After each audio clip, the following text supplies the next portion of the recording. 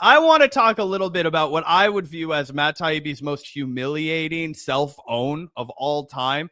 So Matt Taibbi has taken it upon himself to do this totally superfluous, totally fucking performative litigation stunt. He says, there is not much a person can say to a member of Congress hiding behind the speech and debate clause of the Constitution. I can, however, respond to a member arrogant enough to repeat defamatory claims on social media. See below for the $10 million libel lawsuit filed today. And as this observer notes, it's because a member of Congress, Congresswoman Sydney Kamlager, said that Matt Taibbi was a serial sexual harasser. So Mr. Free Speech has come out here to sue this woman for referring to him as a serial sexual harasser. Now, Matt Taibbi has never been convicted in a court of law of sexual harassment, but I figure we might want to go to a reliable source on sexual harassment, maybe Matt Taibbi, who says of his time in Russia. And this was a memoir, by the way, and I think that's really indicative because while he may walk back these claims, he sold this for profit as a work of nonfiction where he writes of himself and discussing another woman in his office place. We'd never give her any respect or credit. We were glory hogs and obnoxious jerks. Worst of all was our sexism. Our sexism and sexual harassment of the Russian female staff, as well as the sexism in our newspaper, was too much for her. Watching us harass the young female staff had to be the most painful part because we'd never in a million years have thought of harassing her. So Matt Taibbi pretty much describes himself in this work as a serial sexual harasser. Now, he may have meant it in jest. He may have meant it as comedy. He may have meant it as satire. But for him to then turn around and sue somebody else for referring to him as a serial sexual harasser when he's published bragging about his sexual harassment behavior, I think is a new low for the guy. But Gavin, what was your reaction to all this? Yeah, I think it's pathetic that he's going after that congresswoman trying to sue her for saying that. That being said, I do think it's fair to acknowledge that this is most likely satire, what you just read. Even Sam Cedar will tell you that. When Sam Cedar, who used to be friends with Matt Taibbi, talks about this episode and Taibbi's life, he talks about how, that was written as a satirical kind of Hunter S. Thompson style memoir where he really, bragged about in a gross but hyperbolic way the sort of boyish, hijinks that him and his colleagues got up to. And obviously then when people did try to cancel him over those comments, that was, according to Sam, at least one of the big reasons why Matt Taibbi ultimately decided to leave the left. And not that that justifies him leaving the left at all. But I do think it's fair to say that this is most likely satire. I haven't read the whole book. I'm not, hugely familiar with his time in Russia, but I also think it's fair to point out that I don't believe Matt Taibbi has ever been accused by anyone of sexual impropriety. No one has ever come forward with an accusation against him. To my knowledge, it really is mostly just based on those passages in his book. So again, I think it's ridiculous to sue this congresswoman. It's her right to say that. I think it is anti-free speech for Matt Taibbi to act like she isn't allowed to say that about him when he has, in fact, described himself that way in his own words in a book which may or may not be satirical. So the lawsuit is stupid, but I also would say that I wouldn't necessarily say that it's accurate to call Matt Taibbi a serial sexual harasser. If that, would you agree with that? I don't think there's proof other than his satirical book that he's a serial sexual harasser. Yeah, I think that it's ridiculous to sue, and there's no argument that it's libel given the fact that this is out there and he published it as memoir nonfiction, not as a work of satire. It wasn't published under comedy. It wasn't published as satire. It was published as a memoir of his time. And I think that that kind of eats his lunch on the argument that nobody can cite this or nobody can refer to me in this way, given the fact that there's also instances of him apologizing for the book that boasts for the sexual harassment. So he's clearly acknowledged it, but you're totally correct that the dude isn't guilty. There's no woman that's out here. However, all the government is going to have to do to get this libel case dismissed is bring up a couple of women, be like, did you ever feel sexually harassed by Matt Taibbi in an experience that you had with him? I'm just saying, if you put out the call, you could probably find some people who will say, yeah, I did feel that way. And then because it's speculative, because you could say, yes, I did feel that way, you can't disprove somebody's feeling, that it's not going to pass mustard, right? It's not going to I mean, I think just the quotes in the book are enough. Like, I don't even think you need to find some Russian woman from. I think you could just literally be like, bro, she's quoting you. She's quoting the way you described yourself in the book that you wrote. I think that would be enough to kill the lawsuit. Exactly, which is why I just think it's so pathetic and so hilarious and such an obvious attention grab for him to be like, look, I'm suing this liberal Democratic congresswoman who tried to smear me. You know what I mean? It just seems like such an obvious own, because people are going to start talking about, well, was Matt Taibbi really a sexual harasser? Here, let's resurface all these horrible, disgusting quotes that you have about, like, we've been pretty rough on our girls. We'd ask our Russian staff to flash their ass or breasts for us. We'd tell them if they want to keep their jobs, they'd have to perform unprotected anal sex with us, which is, of course, probably not true, right? However, I think there's also an argument that you could present as a good attorney that still constitutes as workplace sexual harassment for the women that he's writing about, even if it's a satire. Like, if I was one of the women that worked with Matt Taibbi at that Russian outlet, right, and I read that, I could interpret that as sexual harassment, right? You know what I mean? Oh yeah, for sure, for sure. Yeah, I do admittedly have a little bit mixed feelings about like bringing up all these quotes from his 2000 book. Like, I do think he was young and trying to copy Hunter S. Thompson. That's what Sam Cedar's assessment is, right? He was like, Matt was a little bit immature. He was trying really hard to be edgy and he wanted to be funny. And he was trying to make it sound like him and his buddies were up to some naughty shit, right? So I honestly would not use those quotes to be like, to actually cast him as someone who's guilty of sexual harassment. But again, I don't think that he has any room to file lawsuits against people that do want to call him that based on what he's written. So, you know, I have a little bit mixed feelings about it. Admittedly, I would not come out here on my show or our show and call him a sexual harasser. I think there's lots of things you can pin to Matt Taibbi, or lots of things that he is undeniably guilty of. They don't really have to get that, you know, into them. It would, like, in the same way that I think it would be weird if someone started bringing up Hunter S. Thompson quotes that paint him as incredibly unsavory from his books, when clearly he was also exaggerating, being hyperbolic, trying to be funny, whatever.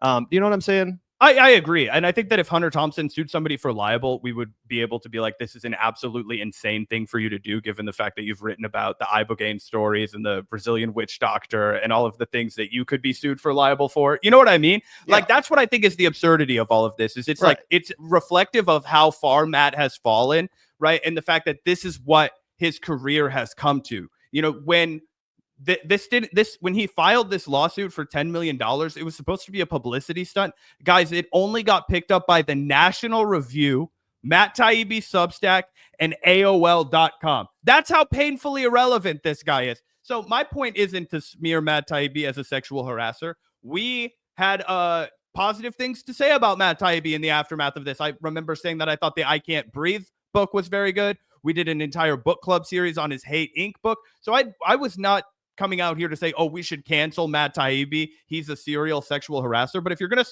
put your name out there and you're going to build your reputation as the free speech guy, and then you're going to sue somebody for calling you a serial sexual harasser when you yourself have referred to yourself as a serial sexual harasser, and also if your argument is that every single thing in that book is fake, then you're a liar, right? Because there's a difference between, you know, twisting the edge and being like, oh, I embellished a little bit, and also just straight up lying in your nonfiction memoir, which is something that would have to be discussed and litigated in court because he's suing over libel. So I just think that I do think you can write a satirical book. I don't think that, like, I think that's fine to do, to write a satirical book where you blend the truth and fiction. Hunter did that constantly. That's true, but he was known for doing that. What I'm telling you is that if you go and sell a book as a memoir, as nonfiction, I think people knew what they. You don't think that book was at all marketed as like a Gonzo style satirical memoir? I think it was. I mean, I don't think that that's going to be good enough to hold up in court, personally.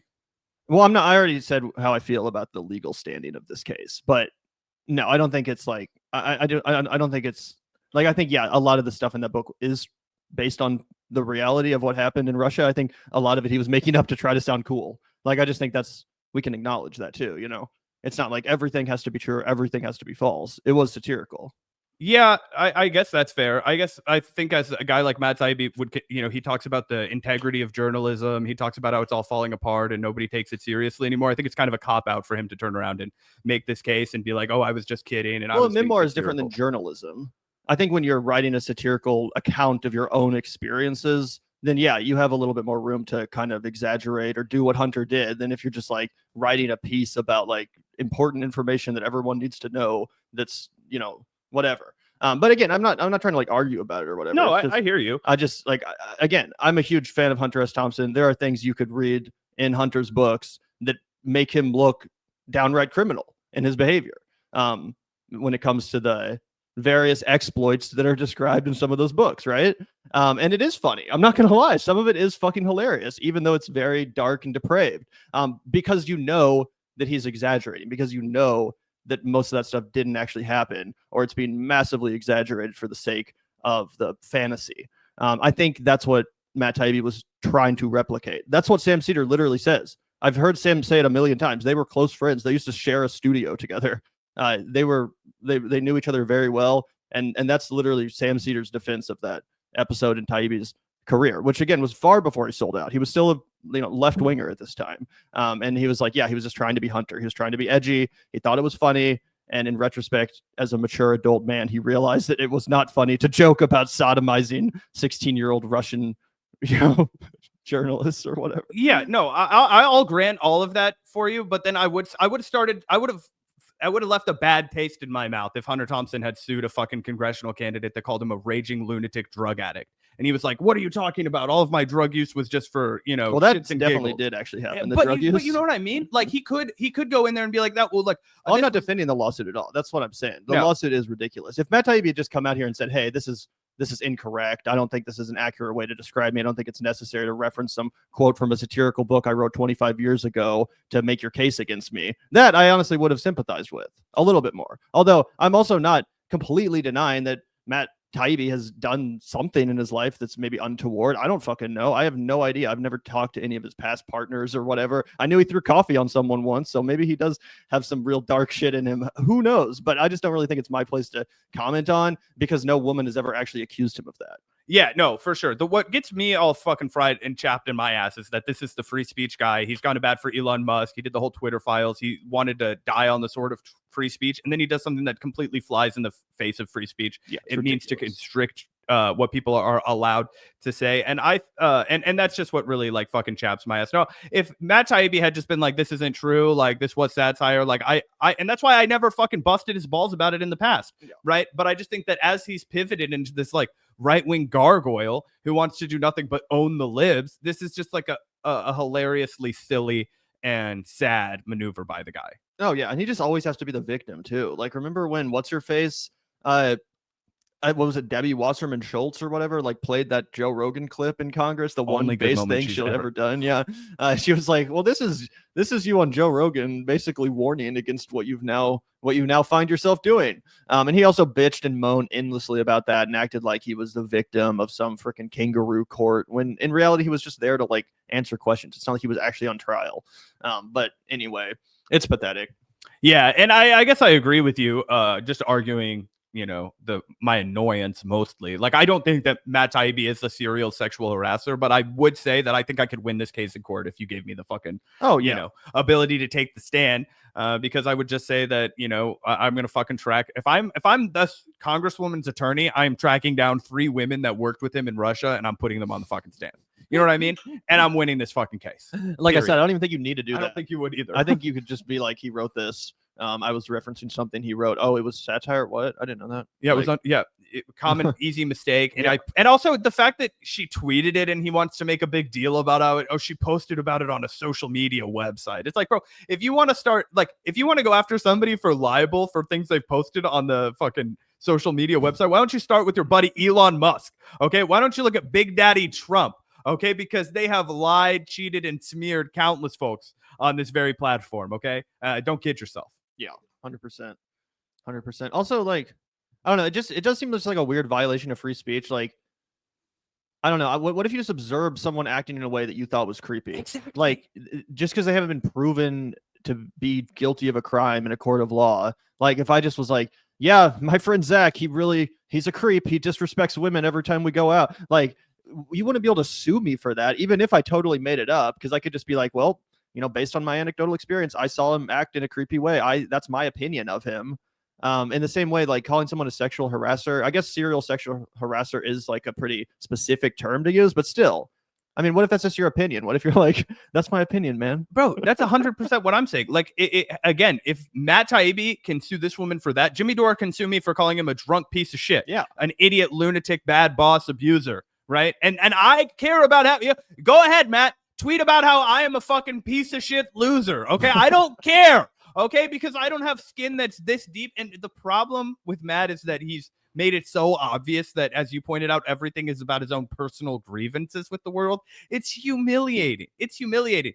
And I know that he probably doesn't want his kids to grow up and like have a bad taste in their mouth about their dad, or think that he doesn't respect women because of some shit that he said. He probably loves their mom and he probably regrets all that shit. Dude, you are digging yourself a bigger fucking hole as opposed to crawling out of it and being like, because all you would have had to say was quote tweet that congresswoman and be like a lot of people of my generation, I was inspired by the gonzo, avant-garde, crazy, hyperbolic language of Hunter S. Thompson, who was a deep hero of mine. I wrote the intro or forward for his book, Fear and Loathing on 72. I had his old job. He meant the world to me. Yeah, some of my jokes from when I was 24 are in poor taste. Sue me. Like, you know what I mean? That's how you respond to that as a grown man, right? Oh. There's shit that I did when I was 15. I said some shit that was crazy, guys. I wanted to be the center of attention constantly, right? Like nothing that was illegal, but you know what I mean? I took some insane positions in class sometimes when I was a fucking kid. You know what I mean? I just wanted to be a fucking hellraiser, okay? A little hellion. You know what I mean? Like I talked about how, there was being like an ethical argument to, obliterate the human. I don't fucking know, right? No, I know what you're saying. Yeah, for sure. I think the real moral of the story is there's only one Hunter S. Thompson.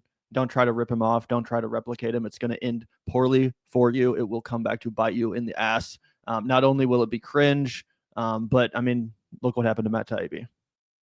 Yeah, 100%. So anyway,